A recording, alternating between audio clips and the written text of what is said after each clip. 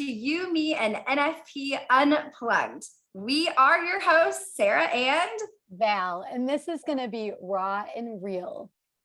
Aren't we blessed that God does not call the qualified, but he qualifies the called. So let's raise our glasses to this episode. Cheers! Cheers!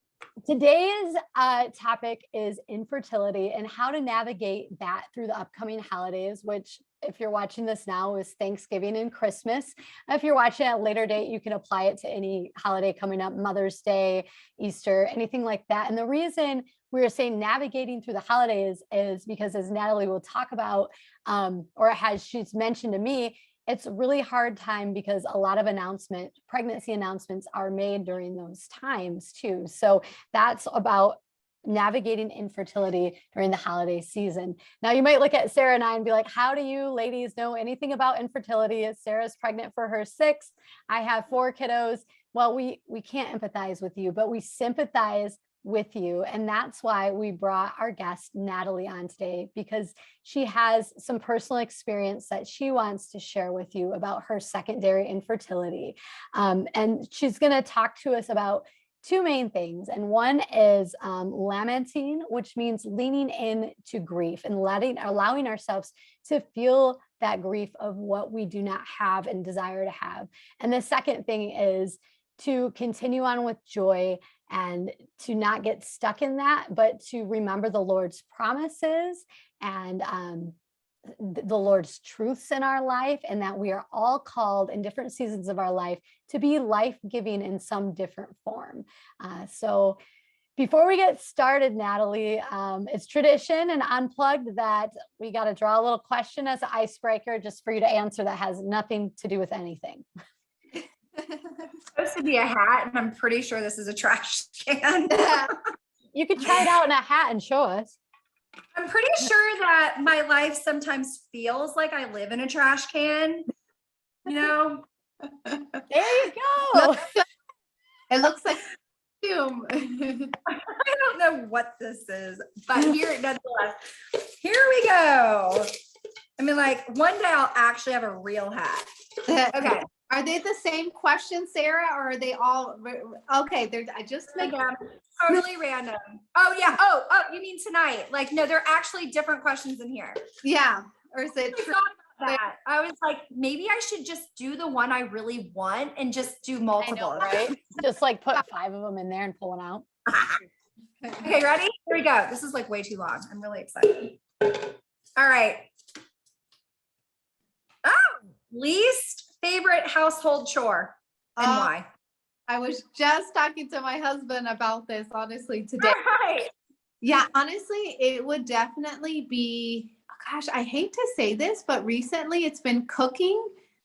But and it's one of those things, I love cooking when there's time. I love to cook. But recently, when it's just busy, it's like the one thing that I'm like, if someone can just take it for me and just cook for me, I would just be so happy. But yeah, that would be like the least, just currently in my season. I think that's the one thing that I like get myself motivated to do.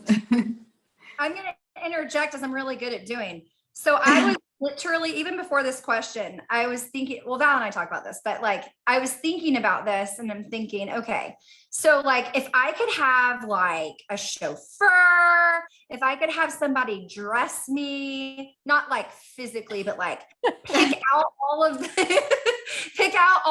like stylish wear, or do my makeup for me, whatever. I'm like, nope.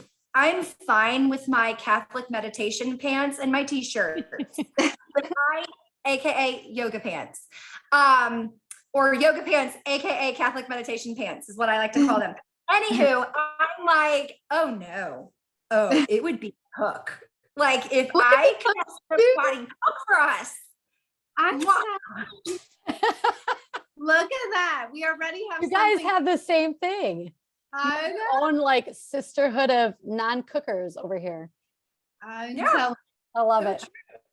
And then I get mad at myself because I'm like, what a first world problem, Sarah. Like, I Shame know. on We're you. so- You have the resources to do it. Like, what's wrong with you? But we're all Wow. human and all have some chore that we don't like to do, or multiple. Yeah. I'm with you. I'm still drinking coffee from this morning. Anybody else?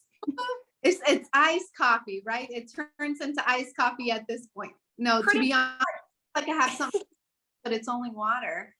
Well, hey, that's fine. No, in all fairness, it's actually not ice. I reheated it and now it's lukewarm, which, as I've said before, is a great reminder not to be lukewarm.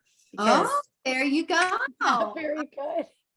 not the best. If you're just listening to this and not watching, you just missed an awesome face by Sarah. Oh. So Natalie, can you, before you get into your story and testimony, just share a little bit about yourself to let us get to know you a little bit? Absolutely. So my husband named Phil, and I have been married for 7 years, and we met and got married in the Panhandle of Florida. And so we have been going through, my husband and I went through 4 years of unexplained infertility, which I'll kind of talk about a little bit more soon. And really with no reasons, like there was no reason why we were going through it. And then we finally found a reproductive, a NAPRO doctor actually, and just never turned back. Like that was really an answer to prayer. I am a toxin-free advocate, and I've helped over 100 families just make safe swaps. And let's see, and I just really, my mission is to empower couples who are trying to conceive, to really get to the root cause, and also just to have hope. So that's my main mission, and a little bit about me. Oh, and we do have a daughter named Gianna. That's a big part. And she's 6 years old. She just turned 6. Did you say her name was Gianna? The what? We just said the same thing, I think. Oh, the same I'm pretty thing. sure we said the same thing.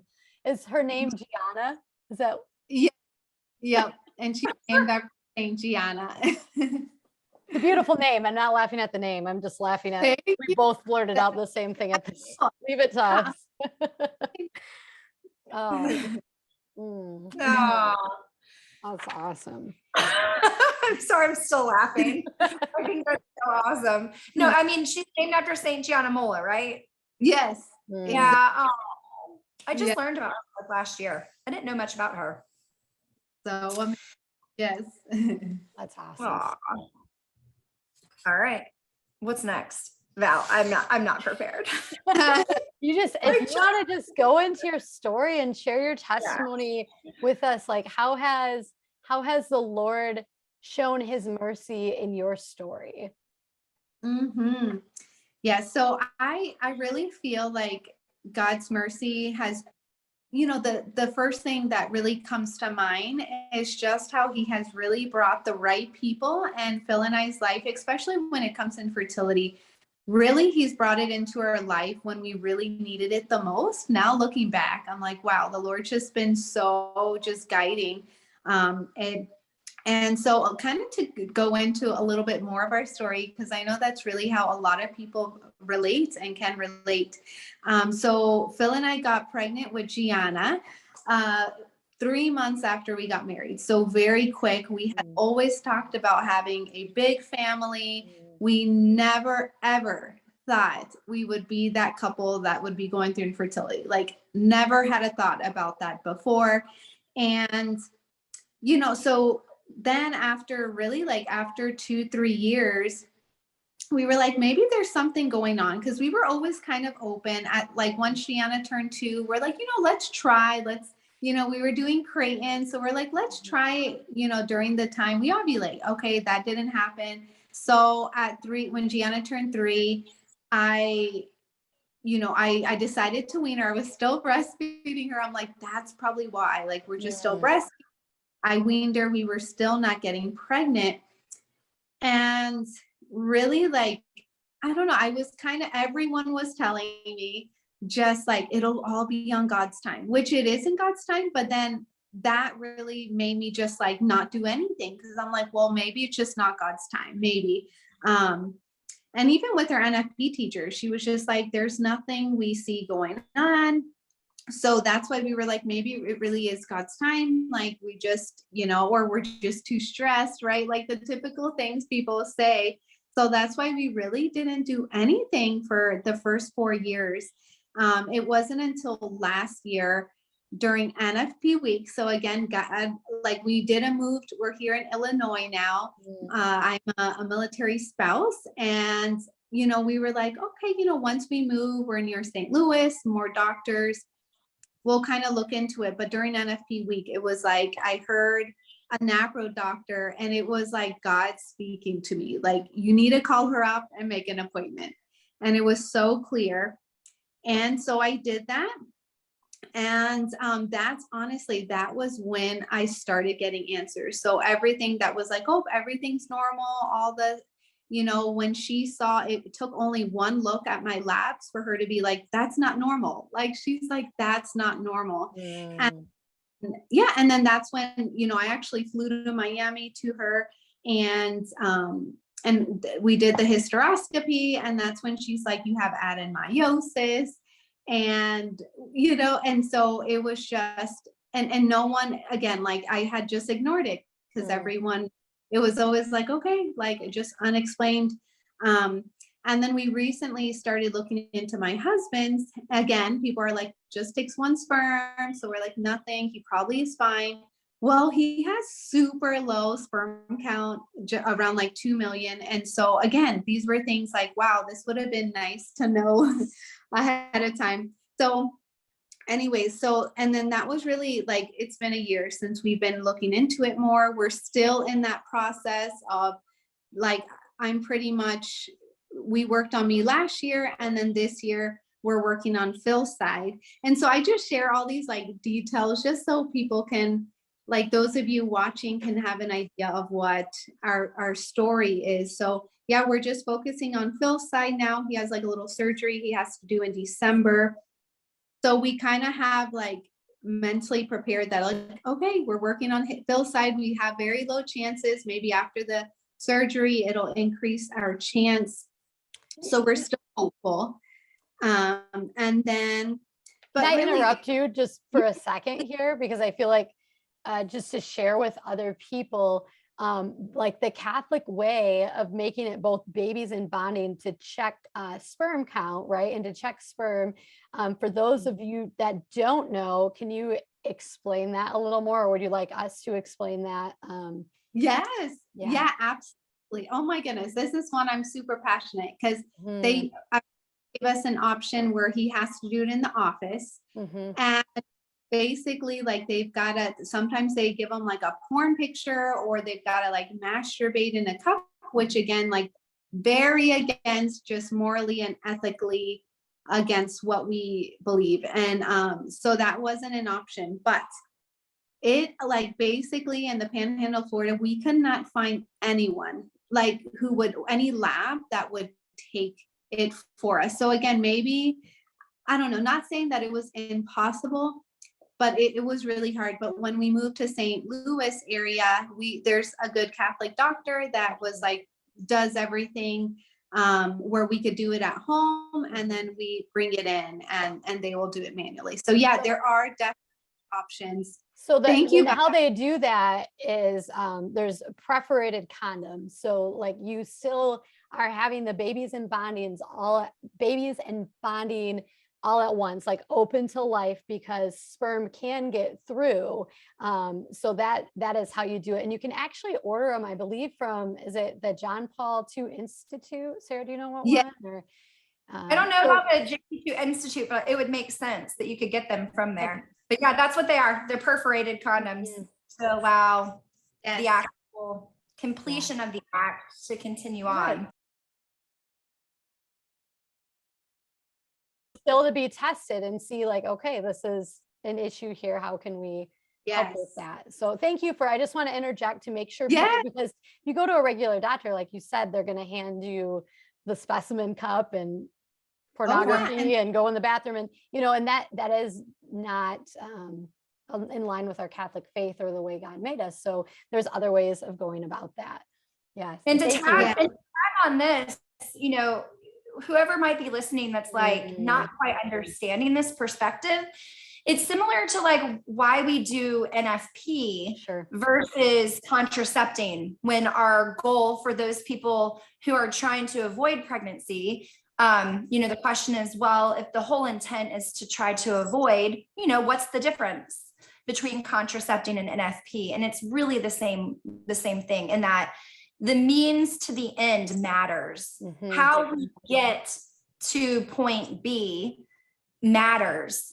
And so when you're looking at a regular condom versus a perforated condom, there's the means, right? So that different means is, I mean, it has a huge difference. And so we're definitely here to like share those beauties and those truths, but also to remind anybody listening that we also live in a world where a lot of us are uninformed. And if you find yourself being one of them who wasn't formed, now you know, and you can like the roof and praise God for the new knowledge, and just thanks be to God for his, you know, gift of reconciliation and being able to experience his mercy. Because there might be people watching that have already done that in like, I'm open to life, I'm trying to be life-giving, and they didn't know. They just didn't know. So you're not as culpable for something that you don't know. And like Sarah said, now you do know. Yeah. So you can go ahead and continue. I hope we didn't throw you off too much there, where you're going with that. I think that intersection, that's awesome, because I'm so passionate in sharing that. Yeah. So yeah, it wasn't until, so, you know, those first 3 years of, so we've been in this journey for like 5 years, really. Gianna's 6, right? So, and really that first year, we've always said, like, kind of, unless it's God's will for us to be pregnant fast, usually that first year, I already have thought like, okay, that's going to be my time to heal. But yeah, it's kind of been a journey of like 5 years, really 4 years of, you know, of all this. And really those first 4 years, like, or I would say first 3, 4 years, I really didn't have, I mean, it did not cross my mind that every month when I would take a pregnancy test, that it was grief, like nothing. I was just like, okay, like I'm feeling really upset and stuff, but like, I just need to like be happy, right? Like, it's just like, I need to just brush it off. It's okay. It's not like I miscarried, you know, I understand like miscarriage grief, but I'm like, well, I didn't even get pregnant. Why would that be grief? So again, I didn't know. It wasn't until I attended some summits, the Unexplained Infertility Summit that Anna Saucer did, and some other like cycle summits, that it really, like, that's why I heard from organic conceptions on like the different levels of grief, and really like unpacking all this, like really digging into the lies that I've been believing like for 3 years of why we were getting pregnant. And those were honestly affecting like just intimacy wise and stuff. Cause I was like, and you know, and just being transparent with one of them, like the thing I struggled for a while was just like my worth was attached to how many kids, right? I was like, wow. I mean, it was the same thing of like the thought I had while I was waiting for a husband, like, oh, I'm just not spiritual enough. You know, I'm ready. I'm not going to be I'm not a good enough mom. Like, God's just waiting on me. And so that's like, I really had to dig into that thought and just really unpack that and get healing from that. And so I kind of just since then, really the past year, I feel like I've received a lot of healing from just, again, God putting the right people in my life, the right mentors to just pour into me and just help me through, like bring purpose in this time of waiting. And so there, and especially as we're going into the holiday season, I had a friend who recently, she told me, she's like, oh, I'm getting off Facebook and Instagram and things. I'm like, what happened? Why? And she's like, there's so many pregnancy announcements. And she's like, I just keep comparing myself to others who are like going through infertility really good, and I'm not. And so I just like, I think that's what sparked kind of like, wow, there are so many people right now who are, and including me, like it's still a struggle for me, who are just going through a hard time. Like everyone, like we all want a Christmas miracle baby. Like we all, wow, okay.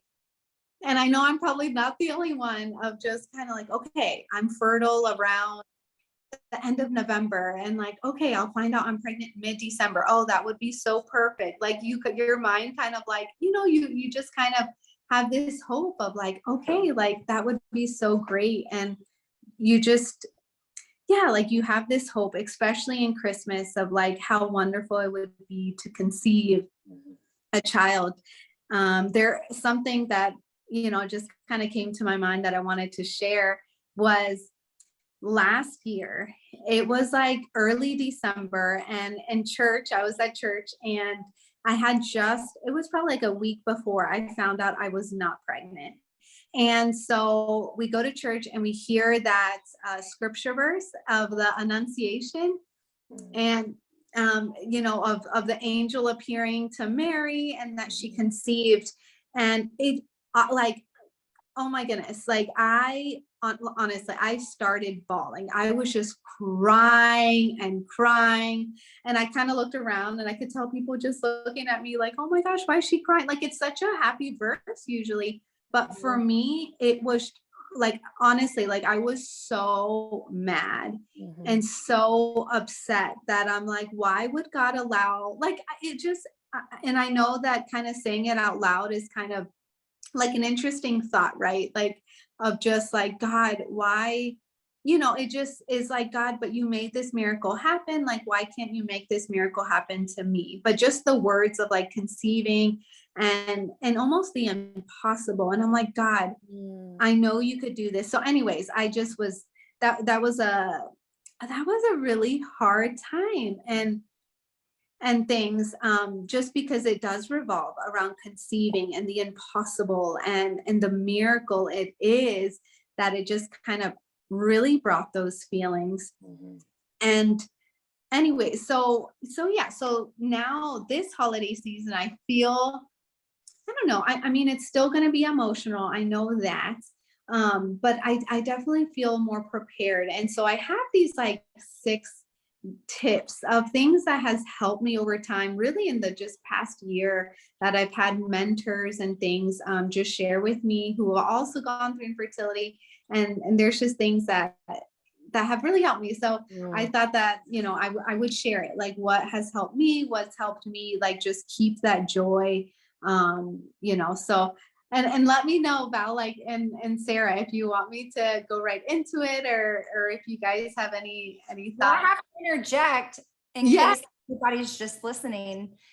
How to keep your joy? Watch you talk about this. As Val prefaced before we pressed record, like it is so moving to see your joyful smile amidst your suffering. And we talked about this in other shows, and Val and I, it's a common theme we talk about, but there really is something so powerful in that joy in the suffering, which is might make 0 sense to most people. And even to ourselves, sometimes we're like, wait, what? We're really supposed to experience joy in the suffering. And you exude that to like a whole nother degree. Not to steal Val's comment. She's the first one who mentioned it. Oh, sweet. It's true. Tip number 1, watch Natalie. Oh my goodness. Well, I have to tell you guys something really quick, because this kind of little story. And again, God's mercy, because I know like all that joy is definitely all from God, but I remember, and again, like I was kind of going through a tough time. God knows when you need those affirmations. And I had a friend do a voice message, and she's like, Natalie, I just had something so powerful happen during adoration. And she's like, it's about you. And I'm like, okay. And she's like, I was praying in adoration and you came to mind. And I just started to pray for you. And then she said, and then I just was kind of quiet. And the Lord kept saying, like he kept just saying, like, Natalie is trusting in me. Natalie is trusting in me. Honestly, it gives me tears, like thinking but it was like I'm just pleased with her trust. Wow. I am pleased. I see, like, just, she just had this like clear, just conversation with God, sharing like how I'm trusting in him. And I just like, man, like I really held on to that, because I'm like, wow, Lord, like, you do, like, when you're going through infertility, you feel alone, and it's so hard. And so to have that, you know, how God can just pour in and work through someone like that and just reassure, and it's like you feel seen and known. I hope that encourages others too, that, like, you know, God sees that, you know, even if we're not going to be perfect, we're going to be sad, but like, he sees your trust. And that's what I know he wants from me right during this time. Like, is she going to trust me, you know? And so, yeah, so that definitely has helped me, like, just, and I've had different people. It's interesting, just in adoration, like, I come up and I, like, receive, I guess, I don't know if it's a prophetic word, but at least encouragement. It's definitely encouraged me in this journey, to keep the trust up. So yeah, so thank you. But yeah, so like, one of those things, kind of going into those tips, because it just kind of, Val, I don't know if there was anything you wanted to add before. I'm just in awe of like the Lord and his love, because as you speak, you're just saying, like, you look back and see he gave you everything you needed in the right time. And then he's giving you these confirmations and working through your friends to guide them when they're with him. And it's just beautiful. And it's beautiful how he uses other people to speak to us, you know, and to just give you consolation of like that trust and that surrender in him. And he is worthy of trust, you know? Exactly. It is like, it's just so powerful how he can definitely work, and other friends who are like also, you know, prayerful and connected to God. It's like, wow, it's just so beautiful. And we're both like in tears, like what God's doing. And it's just so beautiful. But and yeah, like, when you mentioned the Annunciation and that experience that you had at Mass, what just came to me was the fact that he gave you this opportunity to experience like your like little own Annunciation, in that by your friend's affirmation, or well, the Lord's affirmation, but your friend being the vessel and telling you that that's what she heard the Lord say, that you are trusting in him. That's what that's what his will has been for you, is to trust him. And so you have said yes. And that, of course, conceiving Jesus is the ultimate gift of the Annunciation. But to tag on that, like Mary, the other part is that what's important to take away is that she said yes to what God was asking. And so, yes, the baby Jesus is the most important gift, but she said yes to the will of the Father. And I love that. That is what you've done. What a beautiful parallel, Sarah. Like, just that God was giving you that Annunciation of that. Oh, that's beautiful. Yes. And saying yes to him. Exactly. Wow. Exactly. No, that is so powerful. And that's what I feel like friendships do. They kind of connect that. It's like, wait, Natalie, look what's going on. So thank you, Sarah. And love connecting these things as I'm reflecting on what's, you know, it's so beautiful to hear your Val. She's my mentor. So I can't. She's my iron. I love that. I'm so like, you do it for each other. Totally. That's a God thing. But before you go into your tidbits, which I'm really excited for you to share, like, I'm excited to hear them. But I just had one question. You talked about how for a few years your infertility was unexplained. And then when you got to the NAPRO doctor and then tested your husband, now you have some explanations of that. How did that make you feel once it was explained to you what's going on? Yes. So, and I know I'm not alone in this, but it's so hard when you hear the unexplained, like you want to know why, it's like, I actually, like, I want there to be a reason so you can fix. And so like, I vividly remember being in our computer, I'm in our dining room here, but I was in our computer room and I remember talking to her and she was looking at my lining and she's like, has anyone ever told you that your lining was too thick? And I'm like, what? No, like it's always been perfect. It's been fine. It's 7 centimeters. It's always been fine. And she's like, well, for fertility, I like it to be at a 5. I'm like, oh, wow. Okay. Well, that was like the first like answer. Was just like, wow, there was something wrong, right? Like I think all along I knew there was something, but yeah, so it definitely felt so good to know that there was an answer. Okay.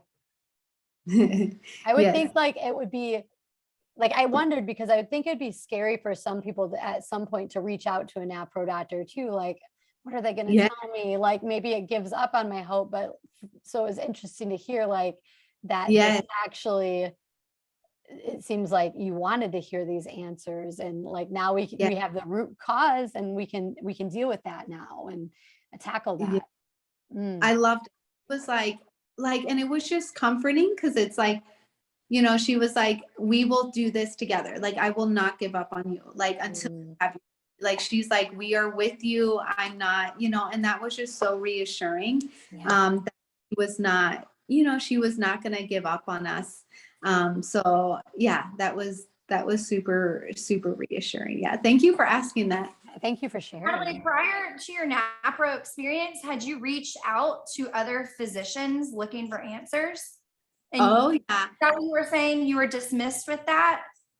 Yeah. So, I always had my NFP teacher and she couldn't really like point out what was going on, even though I was having like some signs, right? Like I was having some painful periods and cysts and things, but it was like, okay, you're going to get better. And I did, it was, so then I went to a NAPRO consultant. And again, it was like a little bit of answers, but not enough. Like, NAPRO docs obviously have more training. So that was like a little bit of an answer. And then to a functional medicine doctor, a little bit of answer, but it wasn't the whole piece. And I think when I went to a NAPRO doc, that was when the whole puzzle came together.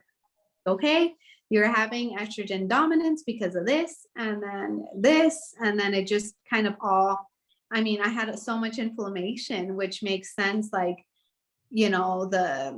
it just kind of all came together. I'm like, oh, okay. Like that's why. Okay. Yeah. Thanks for that. Yeah. Super important. A lot of stuff is just dismissed as, that's normal, or, that's normal, or there's a quick, were you ever like shot quickly to go down the IVF route or any of the reproductive technologies? Has that been a part of your journey, a temptation?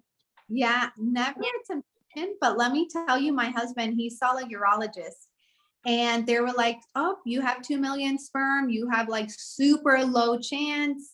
And he's like, I really would, is IVF a thing or an option? And he's like, no. And he respected my husband, but I'm like, what? They asked you that? But, feels like, yeah, like they, so that was kind of like, a little tough, but yeah, no, thankfully, like that was never an option. It was like, okay, like, and I think Phil and I have always operated with like, finding, like, that's the thing. Like, I want to know why. And I took Famara for 4 months and that was so emotional. I think that would be definitely a whole another topic, another girl chat for another time. But yeah, that was like so emotional. But again, like, it was like, okay, let's just get you on Famara, and like 4 months of that, but it wasn't getting to the root cause because I didn't have, my lining was too thick. So it wasn't allowing the sperm. So again, that's why I feel like it kind of has geared my passion into really helping couples find the root cause. And like, unexplained infertility is not a diagnosis. Unexplained infertility is really, there's like something going on. So it's like, finding a doctor that will work with you. Yeah. Well, and to close that part up, I just have to follow up and say it makes sense that you have this joy because, you know, in the world that we live in, the reproductive technologies are such a temptation for people, even who have the, you know, religious conviction that we are not called to use those. And so it just makes sense that you have this extra grace and this extra joy in this cross that you bear, because once again, you've said yes to what God has asked in God's ways, as opposed to, you know, other ways that are not his ways. So Yeah, I'm that's so proud of you. right. You're like walking in his path. So like there's a joy in knowing like, Lord, like I'm exactly where you want me, you know, like we're open to month. And I remember my sister who's single telling me, Natalie, like you are being open to life all the time. Like that's so beautiful. And she's like, that's how God is asking you, like being open and doing our part to like try to conceive, right? It's not just like, okay, wait on God's timing and do nothing. Like there's that it's part of like, no, I want to be healthy for my family. And also to conceive. But yeah, but that was so reassuring that like, yeah, why am I upset? Like I'm being open to the Lord. Like and yeah, and there's like something else, another part of it that I'll share in a bit that has also helped spark that joy. So You yeah. hijacked your 6, what are they called? 6. My little tidbits, my little, yeah, like little tips that has helped me. And I pray this will definitely be a blessing to those of you watching too, that are really trying to conceive. So the first one, to go right into it, the first one that I just learned a few months ago, and I wish I could have known this earlier, but the first thing is really allowing yourself to grieve. And infertility is grief. Every time you take that pregnancy test and you're not pregnant, like that's a grieving, like you're grieving a child that you didn't conceive. And so there is sorrow. So here's the thing about it, is to allow yourself to grieve for like 15 to 30 minutes. And it's not like I put a timer of like, ding, 30, you know, but I kind of look at the clock, like, okay, well, it's 8, you know, and I kind of look at the clock and after taking the test, like, honestly, like I just give myself that time to like cry, mad, and just tell God, you know, Lord, I'm so sad. Like, I really thought this was going to be the right time. And then after that time of grieving, I really just asked the Lord to give me that grace to move forward. God, give me that strength. Because if I stay in that grief, obviously that's going to cause me to be sad and depressed and, you know, and kind of stuck. So there's that almost that balance. So yeah, so I do that first, like after taking a pregnancy test, after seeing that announcement of your friend who's pregnant, or those 5 announcements, you know, you're happy for them, but it sparks up those desires. I do the same thing. Like I just kind of give myself time to grieve, or if I'm in the middle of somewhere, I just do it later on in the evening. And then after I do that, this kind of goes into the second thing is, and this is kind of like a fun thing. I don't know if I've ever heard another couple do this, but this is what works for Phil and I, is that we just indulge in like a piece of chocolate. Actually, this is our chocolate jar is right here in the dining room. So, you know, Bill, he's so sweet. Like he goes to our chocolate thing, whatever it is. And he's like, and he gives me a chocolate and he's like, sit down and have some chocolate. And really like obviously we'll give each other a hug. It's really sad at first. It's always hard to be like, I'm not pregnant or there's nothing new. But we just have some chocolate. And the reason why we indulge in like chocolate or a treat is because we just want to celebrate God's goodness. Like my body didn't fail me. That's like some lies that people have. Fail me. Getting my period is healthy. You know, it's just obviously there's still something that's, you know, preventing us from getting pregnant, really. And so like really just celebrating that, God, we trust in you. Like you are still faithful. You are still good. So that's kind of another thing that we do. And then the third thing really goes into like asking God, how are you calling me to be faithful in this season, or fruitful? Sorry. How are you calling me to be fruitful in this season? And so it's something I do honestly every month, really. And I'm just like, okay, Lord, like, how are you calling me to be fruitful? And for example, one of the things last month God wanted me to do was every Sunday to do a prayer group over Zoom with the moms. And he's like, this is what I'm calling you to do. And I had so much joy, like, and I think that's what I feel so called to share when I was praying about this before, is like, I just feel like the Lord's like, Natalie, you know, I want you to share that even though there might be so many people watching who are not pregnant or who have lost hope, or maybe people who know they do have something going on where they can't have children. But like the Lord was like, I want you to tell them that I still have like such a big plan for them. Like I still want to bear fruit. I still want to birth something new. And it's going to be so big. Like, and the purpose of it is to save souls. And I know when I heard that from the Lord, like, honestly, I had tears because I can get so distracted with like, I'm not pregnant, and you know, why am I not pregnant? And when is it going to be the time? And when God spoke to me, I mean, this was like a week or two, and God spoke that to me, like, Natalie, I want to bear fruit in you and Phil. Like, I want to bear fruit and the couples who are trying to conceive. And I want to birth something new. It might not be a baby at that season, but it's going to be something so good that is going to save souls. And are they going to be receptive to me? Are they going to say yes? And so, and it's so beautiful. God doesn't force us. So God like gives, for example, Phil and I an opportunity, like, okay. And he, you know, sows something, like whatever it might be, leading a prayer group. And it's like, it's up to us. Like, okay, are we going to be, how Sarah said, right? Like, am I going to say yes? Or am I going to just, you know, so yeah. So really asking the Lord how he's calling you, and just knowing that whatever way it is going to be so beautiful, and that you'll be able to be still a mother and still a father, and maybe in a different way, but it will be so beautiful. And again, like it's for the purpose of saving souls, which is like, so what a big plan. And so that was one of those that I'm like, oh my goodness, it still gives me goosebumps, like, because I'm like, oh, I just get so fired up about it. Well, you got me all teary-eyed. Oh my goodness, that's beautiful.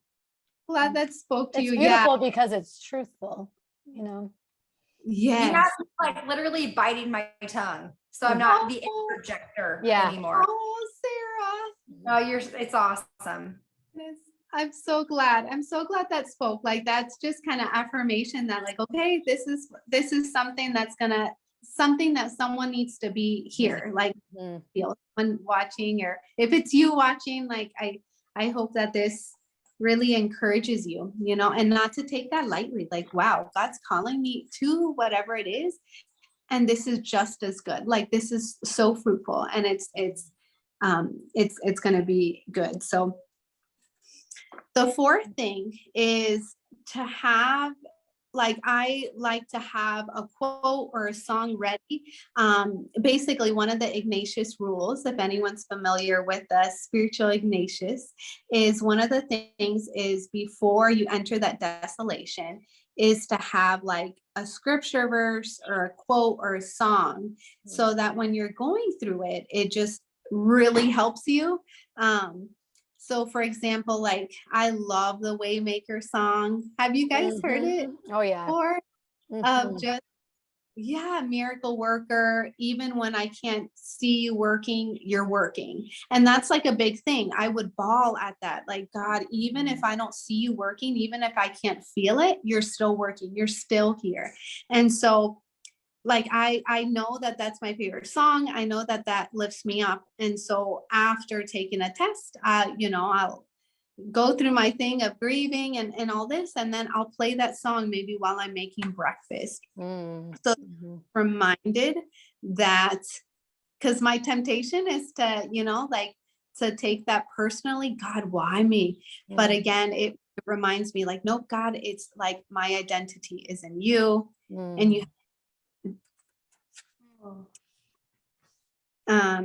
and just kind of the last two is so the next thing is, especially in the holiday traditions, finding some fun Christmas traditions, whether it's with your spouse, if you just have one child or two with them, and really trying to make it special, and that'll help you like look forward to it. So for example, I like to give examples, personal things, because there's like, so hopefully you guys are okay with that. But I love hearing when people, like, I love to be able to relate to people when they share something. But I told Phil, I'm like, Phil, from my birthday's actually on Christmas. Awesome. And so I told Phil, I'm like, for my birthday, I just want like a getaway. Like, I just want to have fun and to walk through just a fun little town, maybe go snow tubing because it snows here in Illinois. So I really I've been looking forward to that. Like, it just brings me joy to know like, okay, we have something to look forward to. And our Christmases are very quiet. I mean, a family of 3, our dinners are very quiet. And so we have just found ways to like, I don't know, just to bring joy with our small family and things. And then the last thing really is community. I think that's so important, is to find that friend that also is going through infertility, that also understands, because there is that one thing of, you talk to people who are like sympathetic. I love Val and Sarah is just so raw and real. Like, they sympathize, but it's hard to like really walk through it and so I think having that, you need those friends who sympathize too. Like, I have plenty of friends who've never gone through, but they're so loving and all this. And I think that people who aren't going through it can be a blessing to those going through it, if that makes sense, like through prayer and things. But yeah, I have those few friends that are going through infertility that I can call up and be like, hey, is this really rough for you? Or like, isn't it hard when you take a pregnancy test? And so I definitely message, and they're like quick to respond. Like, yeah, Natalie, I took my test last week and I'm bawling. And I'm like, okay. And we can support each other. And so, and I am going to be, and I'll talk about this in a little bit more, but I'll be leading a little small group soon. So that's another opportunity. If you wanted to join me and other couples going through fertility, just to support each other through this season and just to stay hopeful. Hey, I have one other thought while you're talking. So I feel like it's like, even for people who don't struggle with infertility, I feel like it's a really big threat. Like, generally speaking, that we as women see motherhood for the children we have and the children we don't have as part of our as our identity, right? Yes. And hitting me while you were talking was the reminder that we're not married to our children. And like, while we have a vocation to motherhood, some of us, whether it's 1 or 12 or whatever, or if that's not our vocation, the point is that if we are called into the vocation of motherhood, like at some point that child, unless of course there's a special need or whatever, but they leave us. And our identity does not leave us. And yes, they can leave and we're still their mother. But like, when you look at it from a day-to-day perspective of, am I making sense? Like, it's in my mind, and I'm not sure if my words are coming out to express what I'm trying to get across, but basically, like, they leave, and that what felt like was our whole life for so long has now changed. Our identity does not change. So like, to your point, like reminding ourselves that our identity really is as a child of God, and to not buy the lie and fall into that trap of these children I have, or the children I don't have, define the children that strayed. Right. Exactly. Yeah. Yeah. Exactly. No, that is. And I know everyone, I think each person has like those, I don't, maybe those lies or something that they've got to kind of unpack and like, okay. Like, and I think that's what infertility, going through this, has really helped me do, is like, wait, why am I putting my worth? Like, because I think I did. I went into marriage thinking like, okay, we're going to have 4 children because we're so holy. Oh my gosh, like the pride, of course, like, oh, so holy, we're going to have like 10 children.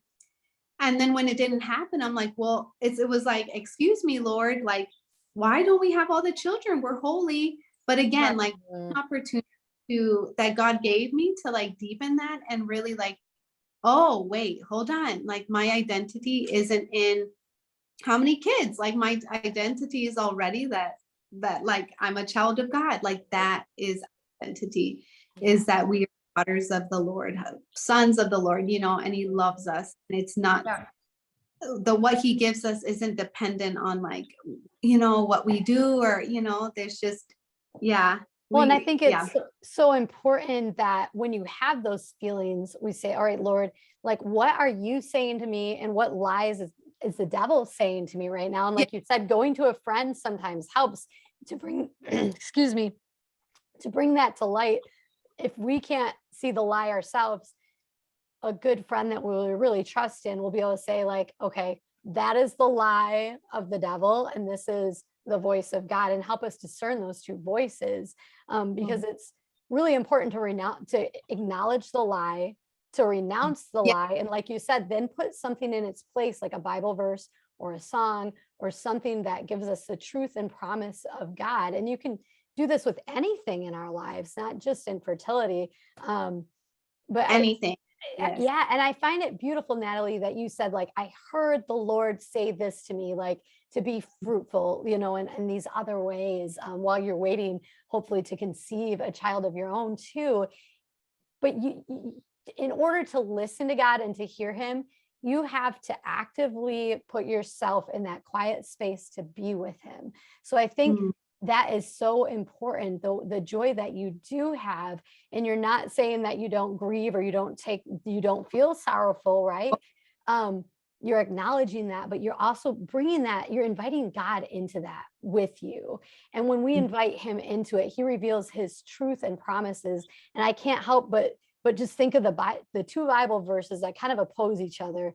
And the one is like, the devil comes to steal and destroy. So if we're hearing voices that are stealing something from us or destroying us, that is a huge key. Like, okay, that is the voice of the devil. And then like the other thing is like, my sheep hear my voice, I know them and they follow me. And that is a verse that I have clung to.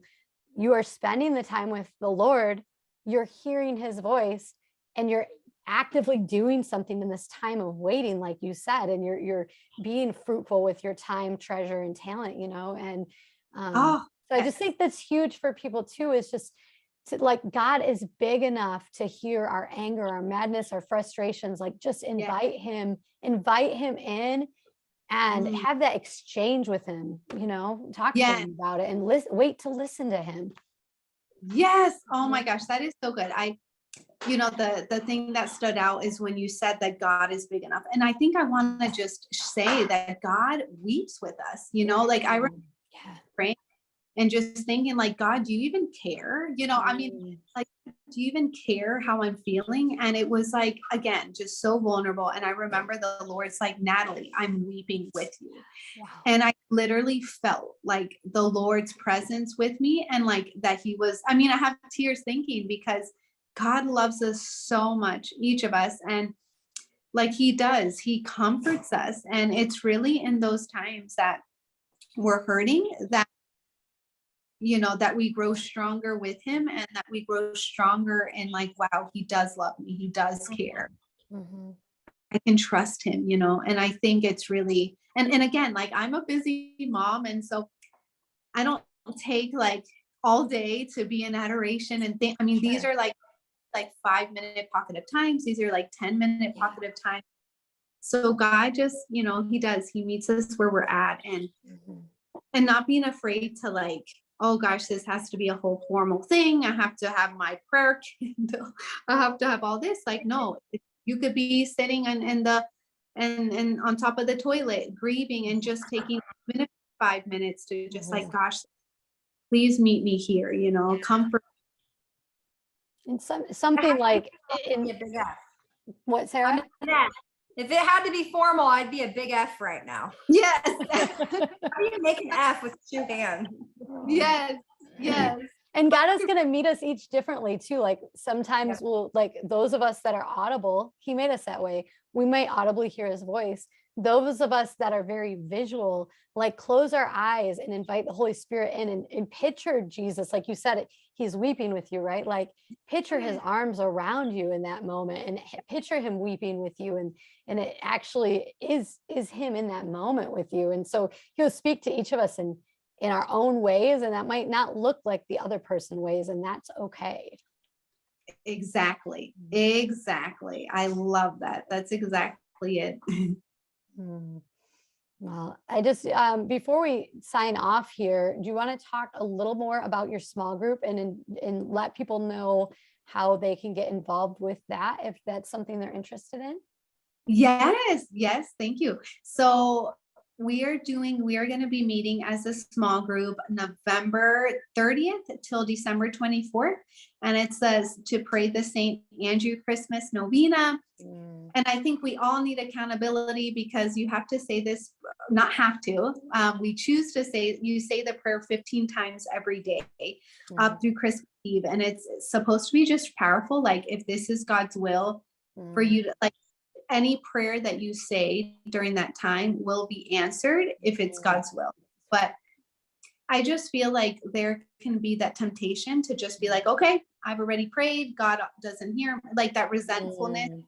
And I like the God, at least in my season, the Lord's like, keep praying, right? It's in the Bible, like to pray, to keep it up, persevere, to always give praise. And so I just thought that would be really neat just to gather together. So anyone can follow me at Natalie_M_Blackboard on Instagram. And I'm on Facebook too, Natalie Blackboard. And and just connect with me. And that really is the best way, just to connect with me. And then I'll be sharing on my stories, and whoever's following me, you won't miss it. I'll share it. I'm excited to have this little small group and just to join together and praying for each other. Like I'm really looking forward to pray alongside so many people who really need it. That's awesome. Sarah, do you have any last words? Yeah, my last words is true that to accountability when you're talking about prayer, especially a novena. We've been doing really great with that St. Jude novena, huh? Especially not, right? You know, it's like, or nine, I mean, this is like 24 days, but even 9 days is so hard. I'm like, oh gosh, I did the first 2. Okay. And then you miss a day and it's like, do I need this to go over, or can I continue with the 3rd day? And what about the status of my mental state here? Like I'm really half asleep, but does it count? Did my angel finish it? Is this like the rosary? Oh, see, we're all human. Oh my gosh, I know. Christmas novena, if you miss one, do you do it like 30 times the next day? Like, I don't know. That's why I'm like, scruples could really set in. My microphone's falling. Well, Natalie, thank you just so much for your vulnerability today, just sharing the importance of grieving, but yet being hopeful. And like you said, just because I think you shared this on the phone or on Instagram, I don't remember, but just because we're doing something else fruitful doesn't mean we've lost hope in conceiving a child of our own. I found that so beautiful. So just thank you for sharing all the, gosh, I just feel like the Holy Spirit just was like whoosh out of you. Oh, So thank you for blessing many others. oh, absolutely. Thank you guys so much for having me. It was such an honor. And again, I pray that it does bless someone here who's watching. Oh, one thing I learned from listening to Natalie talk, Val, was that I need to be more joyful. I need to have a smile on my face more when I talk about my suffering, because she, like, I cannot stop thinking of, like, I can't get her visual out of my head. Mm-hmm. It's like that smile, even when she's talking about her pain. Yeah. You just don't see that. No, that's the glory of Christ in her for sure. Like totally. I mean, like so many times when I'm suffering, I'm just like, you know, which is okay too. But like, yes, to have that like beyond circumstance joy is amazing. Yeah, it makes me think about, you know, how you and I talk a lot about like the peace that surpasses all understanding. Yes. I feel like that really flows into joy and suffering. Like it doesn't make any sense, right, to have joy in suffering, but yet there is a peace that you feel in her, or you see in her and feel in her, that surpasses the understanding because of the situation. Yeah. So anyways. Oh, totally. You can see it on her face. Oh yeah. So that's what I've learned. Yeah. So mercy moments, my mercy moment since the last show, which was forever ago. So I've had a lot, of course. So I would say happened on Sunday. So I was already talking to you about it on Saturday, or no, I talked to you after the fact, but anyways, Saturday it was hitting me strongly that I needed to go to confession. You already know this one, but I found it interesting that like throughout the course of Saturday night, I kept waking up to this like general theme of sin that I felt like I needed to bring to the light. And when I woke up on Sunday, it was like, I kind of actually laughed. I like laughed out loud because I realized that we were going to an event that was going to have like priests galore there. So I just kind of giggled and I'm like, Satan, you think you have a way with us, but you don't. Like he always wins. And just the fact that he provided this opportunity the morning that I needed it most, right? I mean, that's how I felt, that he provided all of these like priests, and the confessor was such a strong, like holy priest. And I mean, that would be mercy. Yeah. Indeed. Sacrament. Absolutely. Like literally mercy. Literal mercy. Yeah. My cord falling on me and it felt like a spider crawling down my arm. Better than cockroaches. I'm just glad it wasn't either of them. That's beautiful. I love how God always, like where he guides, he provides. Oh, that's awesome. He does. And where there's a desire, I'm trying to rhyme. Where there's a desire, there's a fire. Yeah. Something transpires. I don't know. Oh, there you go. I don't know. It's amazing when you desire something sacramental. Woo! Sorry, Kara just walked in. When you desire something holy and something to serve your soul, he won't deny you. Like he provides it. Yeah, he does. So he conquers all sin and he conquers all death, which is just that's something the devil can never reign over top of us, is sin and death. He can think he can try, like you said, but it doesn't happen with Jesus. My mercy moment, I'll make it brief so you can get to Kara, but was honestly the show. We haven't done it in like, gosh, probably like 6 months. It's been a long time. Felt called back, like, okay, we're season of our life where we can kind of get back into it again. And so we both like agreed on that. And we're going to reach out to people, that we have this long list of people to reach out to interview. And like the next day I checked our inbox and we had a message from Natalie saying, I would love to come and share on your store or your show about infertility and navigating it through the holidays. And so I just feel like that was God's mercy right there when he kind of opened the door for us. Okay, start up again doing this. And all right, now I'm going to provide for you by bringing this person to you to share. So it's just, I thought that was like such mercy and generosity of the Lord too. Mhm. Thank you, Natalie. What mercy on us too. Just a little gentle, like No, girls. come on. We know you're busy, but you need to do this.